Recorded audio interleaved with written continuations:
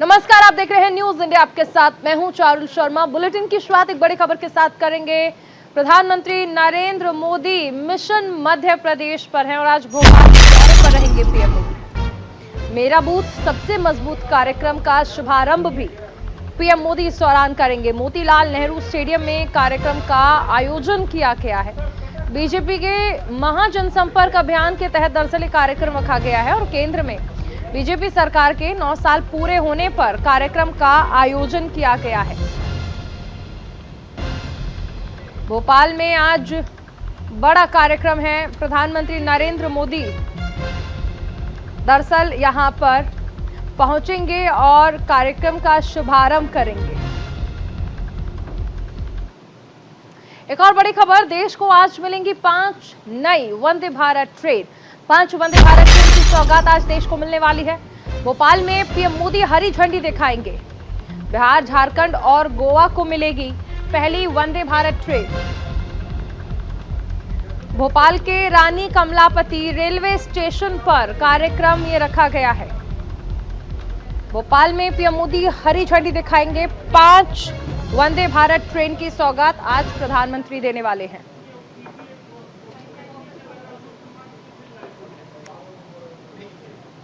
तस्वीरें आप देख सकते हैं। सुरक्षा चाक चौबंद है। तमाम तैयारियां जो है यहां पर की जा चुकी हैं। 5 वंदे भारत ट्रेन की सौगात आज देश को मिलने वाली है। रानी कमलापति रेलवे स्टेशन।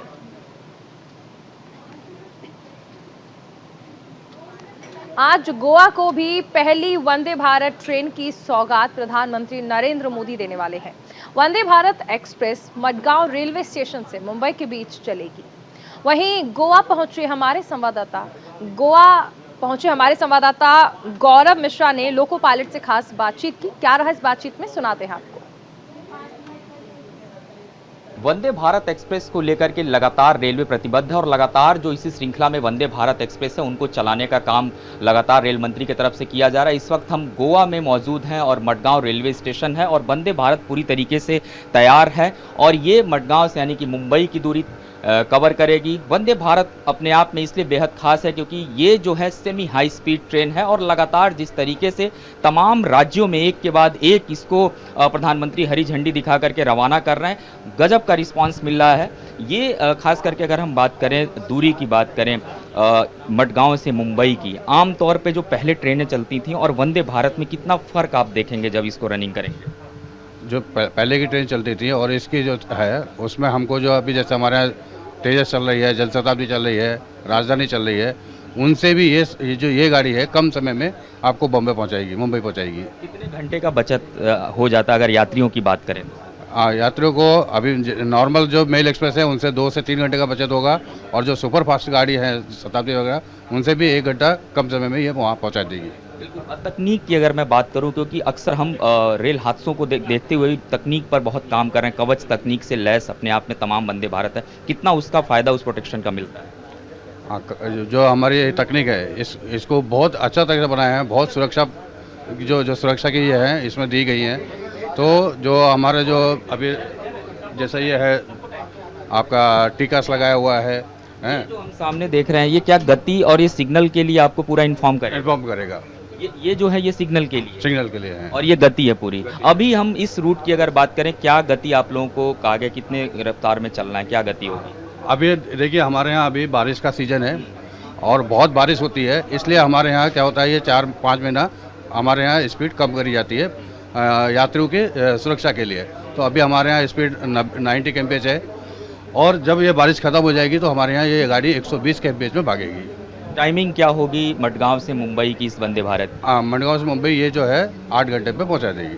बिल्कुल 8 घंटे में वंदे भारत से आप मडगांव से मुंबई जाएंगे और ये जो पूरा खास करके तैयारी है वो यहाँ पर हो चुका है और कुछ ही देर बाद प्रधानमंत्री नरेंद्र मोदी हरी झंडी दिखा करके इस रेल को रवाना करेंगे। कैमरा मनीष के साथ गौरव मिश्रा, न्यूज़ इंडिया, गोवा। हमारे साथ सहयोगी गौरव मिश्रा जुड़ गए हैं गोवा से। गौरव, एक बड़ी सौगात आज गोवा को मिलने वाली है।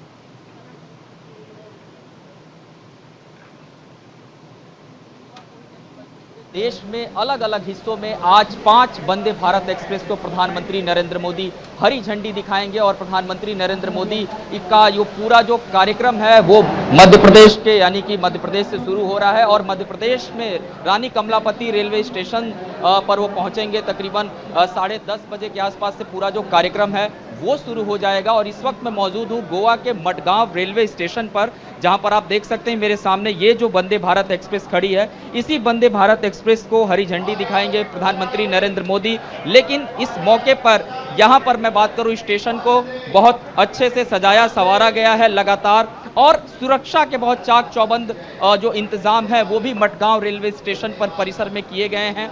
वंदे भारत एक्सप्रेस की अगर मैं तस्वीर की बात करूं तो आप देखिए, जैसे आपको सामने का ये मैं आपको दिखा रहा हूं तस्वीर, आपको देख सकते हैं यहाँ पे फूल लेकर के हाथ में 2 महिलाएं जो हैं वो खड़ी हैं और इसी जगह से पुष्प वर्षा करने के बाद से गोवा के जो सीएम हैं प्रमोद सावंत वो यहाँ से हरी झंडी दिखाएंगे और वीडियो कॉन्फ्रेंसिंग के माध्यम से प्रधानमंत्री नरेंद्र मोदी वो हरी झंडी दिखाएंगे और उसके बाद से जो वंदे भारत एक्सप्रेस है वो मडगांव रेलवे स्टेशन से मुंबई के लिए जाएगी। कुल 5 हाल्ट स्टेशन वंदे भारत एक्सप्रेस को दिया गया है। और ये जब हम लोको पायलट से बातचीत कर रहे थे तो हमने 2 सवाल उनसे महत्वपूर्ण ये भी पूछे, खास करके हम गति की अगर बात करें, Vande Bharat express semi high speed train है और इसकी गति 120 किलोमीटर 140 किलोमीटर प्रति घंटे की रफ्तार से इसको चलाना होता है। लेकिन गोवा के वेदर की बात करें, लगातार रुक रुक के यहाँ पर बरसात होती है, मौसम यहाँ कभी भी बदल जाता है, तो उसको देखते हुए जो ट्रैक्स है खास करके उसमें जो बारिश की वजह से ट्रैक्स गीले होते हैं, इसलिए 90 किलोमीटर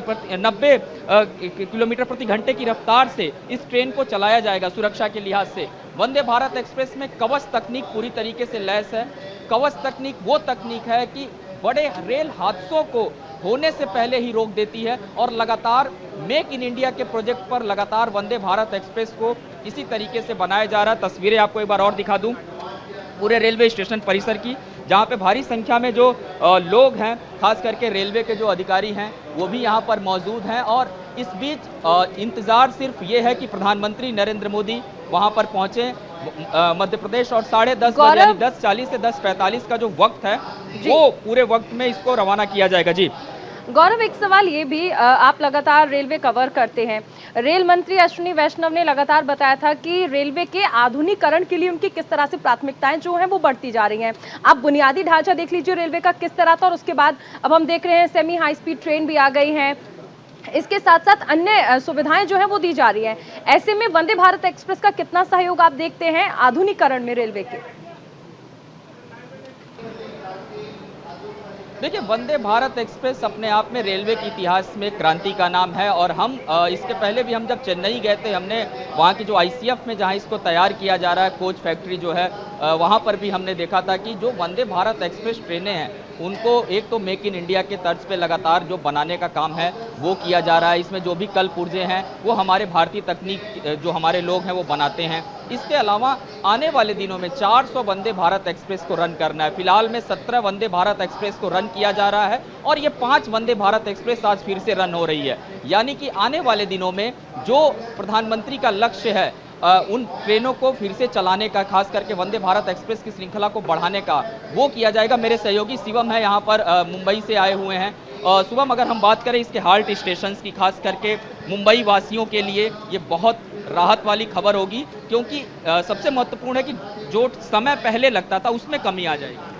बिल्कुल, देखिए गौरव जी, 7 घंटे लगते हैं गोवा से मुंबई आने में और ये ट्रेन जो है 6:30-7 मैक्सिमम उतना, क्योंकि जो कोकन हाल्ट है वहाँ पर ट्रेन जो है बहुत स्लो गति में चलती है। हॉल्ट की बात करें तो यहाँ से कनकौली के बाद ये रत्नागिरी होते हुए मुंबई में इसके 3 स्टॉप है, दादर है, सीएसटी है, उसके पहले पनवेल, ये 3 स्टॉप है। उसके अलावा गोवा में 2 से 3 स्टॉप है। तो कुल मिलाकर 5 से 6 स्टेशनों का ये सफर होगा। 7 घंटे का, एक सुबह जाएगी ट्रेन और शाम को आएगी। तो गोवा हमेशा देखे मानसून में ये हफ्ते में 3 दिन चलेगी, मानसून के बाद जैसे बरसात खत्म होगी ये बिल्कुल। गौरव, रोकना चाहेंगे इस बीच एक बड़ी खबर, भोपाल पहुंच गए प्रधानमंत्री नरेंद्र मोदी और सड़क के रास्ते जा रहे हैं कमलापति स्टेशन। 5 वंदे भारत ट्रेन को हरी झंडी दिखाने के लिए पहुंचे हैं प्रधानमंत्री नरेंद्र मोदी। भोपाल पहुंच चुके हैं प्रधानमंत्री नरेंद्र मोदी और सबसे अहम चीज, सड़क के रास्ते जा रहे हैं कमलापति स्टेशन। आज 5 वंदे भारत ट्रेन को हरी झंडी दिखाएंगे प्रधानमंत्री नरेंद्र मोदी। भोपाल पहुंच चुके हैं प्रधानमंत्री और सड़क के रास्ते जा रहे हैं कमलापति स्टेशन, जहां से वो हरी झंडी दिखाएंगे वंदे भारत ट्रेन को। सहयोगी गौरव मिश्रा हमारे साथ लगातार बने हुए हैं गोवा से। गौरव, प्रधानमंत्री पहुंच चुके हैं और जिसका बेसब्री से इंतजार किया जा रहा है कि वो पल जब हरी झंडी दिखाएंगे, अब उस पल में बस कुछ ही समय बाकी। बिल्कुल, देखिए वही मैं चर्चा कर रहा था कि प्रधानमंत्री नरेंद्र मोदी का इंतजार किया जा रहा है। 5 वंदे भारत एक्सप्रेस की सौगात आज देश को दी जा रही है, जिसमें मध्य प्रदेश में तो ये 3 हो जाएगी संख्या, और मुंबई की अगर मैं बात करूं, पूरे महाराष्ट्र की अगर मैं बात करूं तो 5 हो जाएगी। तो लगातार इनके श्रृंखला को बढ़ाने का काम भारतीय रेलवे कर रहा है। और जो कार्यक्रम है देखिए उसमें भी बहुत स्पष्ट तरीके से 10:47 से 10:55 का जो समय है वो रखा गया है फ्लैग ऑफ के लिए, यानी कि अब कुछ ही मिनटों बाद से प्रधानमंत्री नरेंद्र मोदी वीडियो कॉन्फ्रेंसिंग के माध्यम से कमलापति रेलवे स्टेशन से 5 वंदे भारत एक्सप्रेस को फ्लैग ऑफ करेंगे। हालांकि एक जो वंदे भारत एक्सप्रेस है जो कि वहां से जबलपुर के लिए जाएगी, उसको वर्चुअली नहीं स्वयं प्रधानमंत्री हरी झंडी दिखाएंगे। तो कुल जो 4 ट्रेनें हैं उसको तो वीडियो कॉन्फ्रेंसिंग के माध्यम से हरी झंडी दिखाई जा रही है, एक जो ट्रेन है उसको खुद प्रधानमंत्री हरी झंडी दिखा रहे हैं। वंदे भारत एक्सप्रेस की आपने चर्चा की कि महत्वपूर्ण क्यों है। आने वाले दिनों में रेलवे ने अब जो अपनी रणनीति बनाई है कि राजधानी और शताब्दी जो ट्रेनें हैं धीरे धीरे वो उनको रिप्लेस करने वाले हैं, और अब उनके स्थान पे वंदे भारत एक्सप्रेस को ही लाने की जो तैयारी है वो की जाएगी। क्योंकि आप इसके ट्रेन की लुक को आप देखिए, ये जब भी हम इसको देखते हैं, चाहे वो हमारी पहली वंदे भारत एक्सप्रेस रही हो जो कि नई दिल्ली से प्रधानमंत्री के संसदीय क्षेत्र काशी के लिए चलाई गई हो, उसमें भी मैं मौजूद था, कोई बदलाव नहीं देखने को मिल रहा है। बनाने का जो क्रम है, जो इसकी जिसके कलर कॉम्बिनेशन है, जो इसकी डिजाइनिंग है वो है, और जो मेक इन इंडिया के तर्ज पे हम अक्सर बात करते हैं, आगे का जो इसका लुक फील है ये बेहद शानदार है। और इस पूरे वंदे भारत एक्सप्रेस में जो सबसे महत्वपूर्ण चीज़ है, खास करके हम सुरक्षा के लिहाज से अगर हम देखने का प्रयास करें तो ये जो तकनीक है, खास करके हम जब बात करते हैं जो इसके दरवाजे हैं ये बहुत ही ऑटोमेटिक तरीके के हैं। स्टेशन परिसर के पास ये दरवाजे ओपन होते हैं, और अब हम वंदे भारत का जो रेल है, ट्रेन है, उसके अंदर मौजूद हैं। और इसको जिस तरीके से तैयार किया गया है, कोई बदलाव इस वंदे भारत एक्सप्रेस में फिलहाल नहीं हुआ है, लेकिन जिस तरीके से जो श्रृंखला है इसको बढ़ाने का जो क्रम है, लगातार इसको जिस तरीके से बढ़ाने का क्रम है वो किया जाएगा। देखिए ये इसका वॉशरूम वाला हिस्सा है। अक्सर आप लोग जब ट्रेनों में सफ़र करते होंगे तो आप किस मन में सवाल होता होगा हाइजीन को लेके। ये देखिए इसको कितना कंफर्ट और कितना शानदार तरीके से इसको बनाया गया है। फ्लाइट की अगर हम बात करें, फ्लाइट में जब सफ़र करते हैं, लॉक अनलॉक के जो पूरा इंडिकेशन है वो भी यहाँ पर देखने को मिलता है। तो ये इस तरीके से पूरा जो है इसको तैयार किया गया है। दूसरा, ये जो डोर है, स्लाइडिंग डोर, इसमें भी दिया गया है। और यहाँ जो डिस्प्ले है आप देख सकते हैं, इस डिस्प्ले पे ही जो ट्रेन की गति है, अगला स्टेशन कौन सा होगा, ये तमाम जो जानकारी है वो इस डिस्प्ले पर दिया जाएगा। और अब से थोड़ी ही देर बाद जब हम खास करके अगर हम बात करें प्रधानमंत्री नरेंद्र मोदी की, जब वो हरी झंडी दिखाएंगे, कहा जाता है कि आधुनिकता का एक बेहतरीन उदाहरण है वंदे भारत एक्सप्रेस। बहुत शुक्रिया गौरव इस तमाम जानकारी के लिए। इस बीच एक बड़ी खबर लखनऊ से आ रही है। सीएम योगी आदित्यनाथ आज कानून व्यवस्था की समीक्षा करने वाले हैं। आने वाले त्योहारों को लेकर समीक्षा की जाएगी। शाम 7 बजे ये समीक्षा बैठक रखी गई है। बड़ी खबर लखनऊ से आपको बताई जा रही है। सीएम योगी आदित्यनाथ कानून व्यवस्था की आज समीक्षा करने वाले हैं। आने वाले त्योहारों को लेकर समीक्षा की जानी है। शाम 7 बजे समीक्षा बैठक है। देखिए 2 दिन बाद बकरीद, उसके बाद सावन का त्योहार, जिसमें आपने देखा है कि कावड़ लेने के लिए जो भक्त होते हैं वो जाते हैं। इससे आने वाले त्योहारों को लेकर सीएम योगी आदित्यनाथ समीक्षा बैठक करने वाले हैं। कानून व्यवस्था को किस तरह से बनाए रखना है, प्रदेश में कानून व्यवस्था किस तरह से सुचारू रखनी है, इसे लेकर शाम 7 बजे अहम बैठक।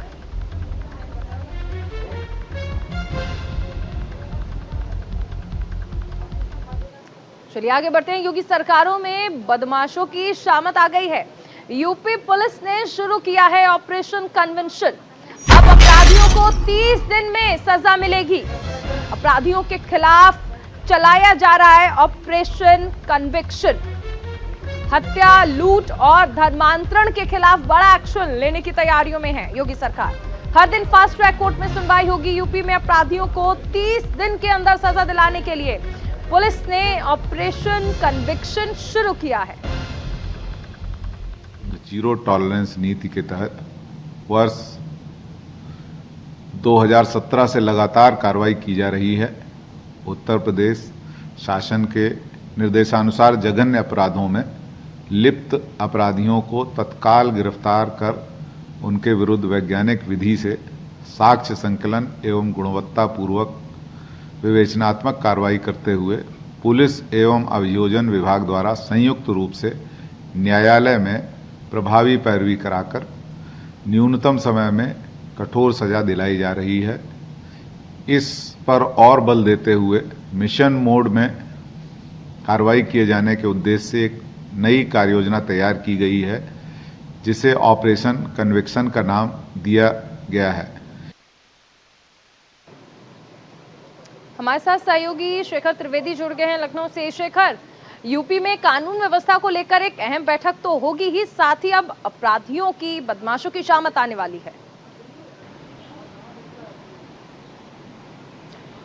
बिल्कुल, इसमें कोई दो राय नहीं है। 2017 में जब उत्तर प्रदेश के मुख्यमंत्री योगी आदित्यनाथ बने, उस समय पर लगातार उन्होंने जो अवैध अतिक्रमण था, जो अपराधी थे, जो सड़कों पर दिक्कतें होती थीं, उसको लेकर के कुछ ऐसा प्रयास किया, ऐसी कोशिश करने की सामने से लोगों को समझ में आया कि अब एक तरीके से बहुत सारी अव्यवस्थाएं दूर होंगी और व्यवस्था बनेगी। इस बीच में कई एनकाउंटर हुए, अपराधियों पर शिकंजा कसने की कोशिश हुई।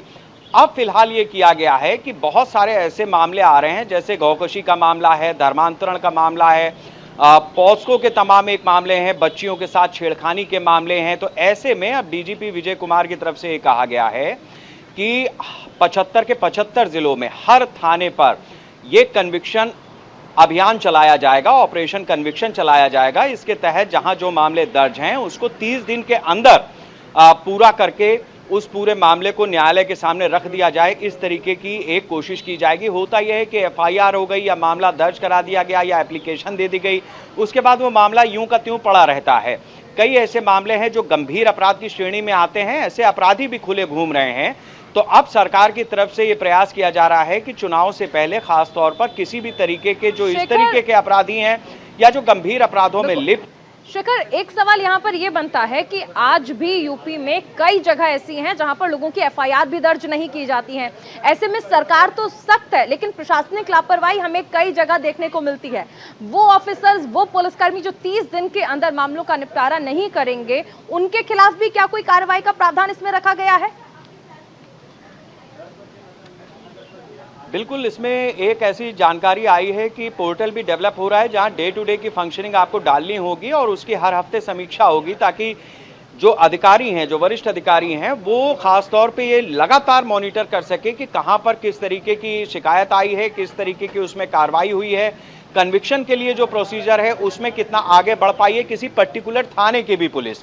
तो इस तरीके से चीज़ों को चैनलाइज किया जा रहा है। हर हफ्ते उसकी समीक्षा की जाएगी और 30 दिन के अंदर किसी भी मामले में कन्विक्शन हो, इस बात को दुरुस्त करने के लिए, इस बात को सुनिश्चित करने के लिए व्यवस्था की जाएगी।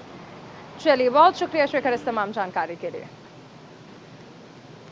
और खबरों में आगे बढ़ेंगे। एक बड़ी खबर यूपी के कौशाम्बी से आ रही है, जहां पर यूपी एसटीएफ और बदमाशों के बीच मुठभेड़ में 1.25 लाख का इनामी बदमाश ढेर हो गया है।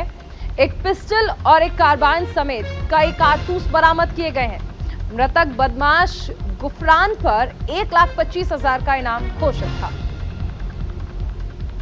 यूपी के कौशाम्बी से ये बड़ी खबर है। यूपी एसटीएफ और बदमाशों के बीच मुठभेड़ हुई है।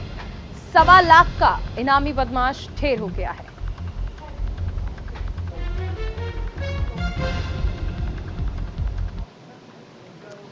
और दिल्ली में बेकाबू कार का कहर देखने को मिला, जहां तेज रफ्तार कार ने कई लोगों को टक्कर मार दी है। दरअसल कार ड्राइवर नशे में धुत बताया जा रहा है। पुलिस ने आरोपी को पकड़कर जेल भेज दिया है।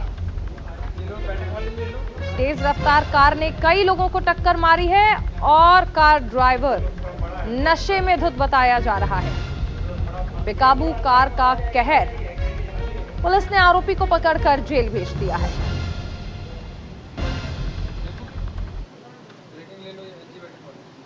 गाड़ी वाला सबको मार के आया। देखिए ये वही कार चालक है जिसका जिक्र किया जा रहा है। नशे में धुत है ये व्यक्ति, इसने कई लोगों को टक्कर मार दी और उसके बाद आप देख सकते हैं इसे पकड़ लिया गया।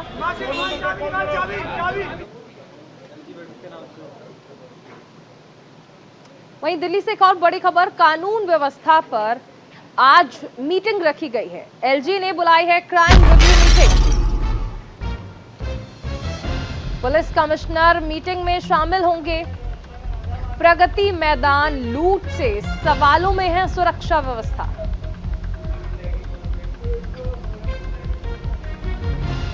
सहयोगी नमित त्यागी हमारे साथ जुड़ गए हैं फोन लाइन पर। नमित, कानून व्यवस्था को लेकर नए साल से ही सवाल उठ रहे थे, एक के बाद एक घटनाएं हो रही थी और ऐसे में एक अहम मीटिंग आज। देखिए, बिल्कुल जिस तरीके से दिल्ली की कानून व्यवस्था पर लगातार सवाल उठ रहे हैं, उन सबके बीच में आज दिल्ली के एलजी ने 12 बजे एक क्राइम को लेकर रिव्यू मीटिंग बुलाई है। इस मीटिंग के अंदर खुद दिल्ली पुलिस के जो कमिश्नर हैं संजय अरोड़ा, वो इसमें मौजूद रहेंगे। इसके अलावा दिल्ली पुलिस के तमाम जो वरिष्ठ अधिकारी हैं वो इस मीटिंग में मौजूद रहेंगे, क्योंकि पिछले 2 दिन पहले जो प्रगति मैदान के टनल में एक लूट की घटना हुई, उसके बाद से लगातार सवाल उठ रहे थे कि आखिर दिल्ली के अंदर क्या आम नागरिक सुरक्षित नहीं है, क्योंकि दिन दहाड़े वो लूट हुई थी। हालांकि उसमें चारों आरोपियों को गिरफ्तार जरूर कर लिया गया है, लेकिन चाहे विपक्ष की बात करें, कांग्रेस की बात करें या फिर आम आदमी पार्टी की बात करें, वो लगातार एलजी का इस्तीफा मांग रहे थे, एलजी पर सवाल खड़े कर रहे थे, क्योंकि दिल्ली के अंदर जो दिल्ली पुलिस है वो एलजी के अंडर में आती है। तो ऐसे में आज जो रिव्यू मीटिंग की जा रही है, उसमें ये भी देखना दिलचस्प होगा कि क्या कोई नए जो नियम है वो दिल्ली के अंदर लाए जाते हैं या फिर सिक्योरिटी को लेकर किस तरीके की आगे की रणनीति रहेगी एलजी की। बिल्कुल, बेहद जरूरी है ये रणनीति भी बनाना। बहुत शुक्रिया नमित इस तमाम जानकारी के लिए। तो आज 12 बजे एलजी की ओर से ये मीटिंग बुलाई गई है जिसमें कानून व्यवस्था को रिव्यू किया जाएगा। चलिए आगे बढ़ते हैं। आज होगा वनडे वर्ल्ड कप के शेड्यूल का ऐलान। ठीक 100 दिन बाद टूर्नामेंट का आगाज किया जाएगा। अक्टूबर नवंबर में खेला जाएगा ये टूर्नामेंट। भारत करेगा वनडे वर्ल्ड कप की मेजबानी। फाइनल मुकाबला अहमदाबाद के नरेंद्र मोदी स्टेडियम में होगा।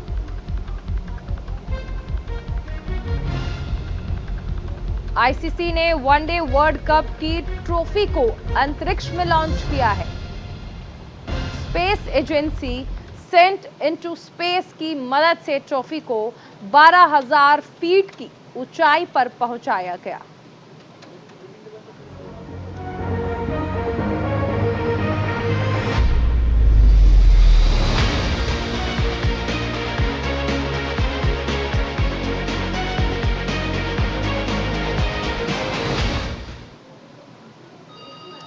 और इसी के साथ इस बुलेटिन में फिलहाल इतना ही। देश और दुनिया से जुड़ी तमाम ताजा खबरों को जानने के लिए आप बने रहिए न्यूज़ इंडिया के साथ।